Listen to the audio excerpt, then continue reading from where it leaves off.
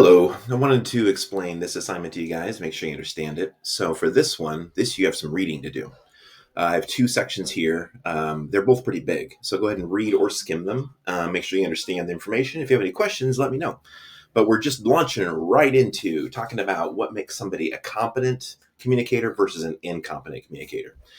In this section, especially section 1.4 here, you're going to see this list of 10 terms that make somebody a competent speaker or listener, right? Then you're going to see that list there. What I want you to do is then reflect. I want to make somebody a competent versus an incompetent communicator. There are three parts to this assignment. First, you're going to build a profile of a competent communicator. So I want you to come up with this. You're going to base this off of somebody you already know. Probably. You might not, but after you read the chapter, chances are most people have somebody come to mind. Don't name them. Please give them a pseudonym or give them a name that describes the person. But you'll probably have somebody in mind. When I did this, I thought of my brother immediately. So it depends on what you're going to do. But you come up with a pseudonym for the person, or you just create a person. Maybe you don't need to come up with somebody that is real.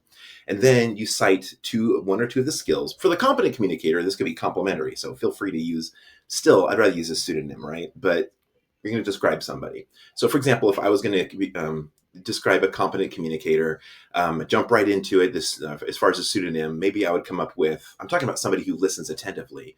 So I would say, the great listener.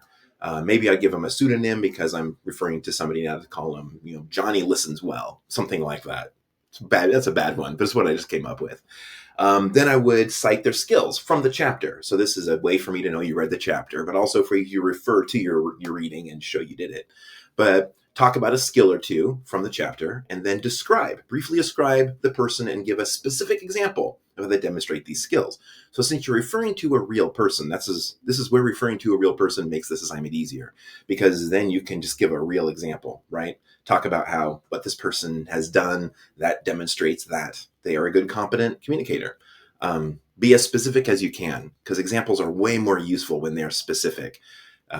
More details is the better. And then I want you to add a visual of some kind, not a picture of the person, but a meme, some visual of some kind that you're going to package with this. So that's part number one. Boom. You're going to have a little visual with the person's name, some of their skills, and a description of them.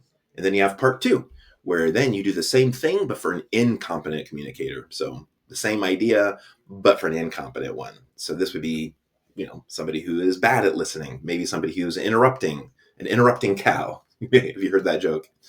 What does interrupting cow say? And then you say moo. Anyway, yes.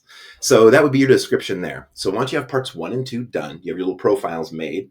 Then then part 3, you want to do that before you post these. Part 3 has two subparts.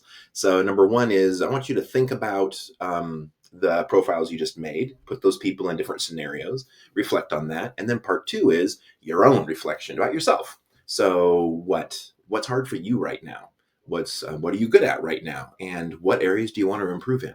So we want to combine all parts 1, 2, and 3 into a single post that you then post here by midnight, Wednesday, July 2nd. So this is week number 2 from where we currently are when I'm recording this, which is the beginning of the quarter.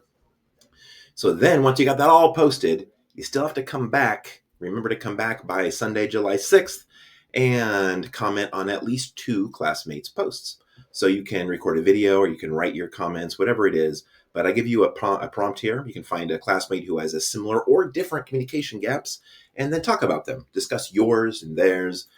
It really helps when you know that other people are dealing with the exact same things that you are. It just helps. So once you have a discussion there, and that is it. Once you get this done, then you are finished with the first 2 weeks, which is pretty big considering this is a summer course and it's only 8 weeks long. That means you're a quarter done. So then I want you to relax and then wait for module 2, which will start in week 3. Yeah, good job. If you've gotten this far, you're doing great. Let me know in the meantime if you have any questions about anything or if I can help with any of this. And I'm looking forward to seeing your profiles. Good luck.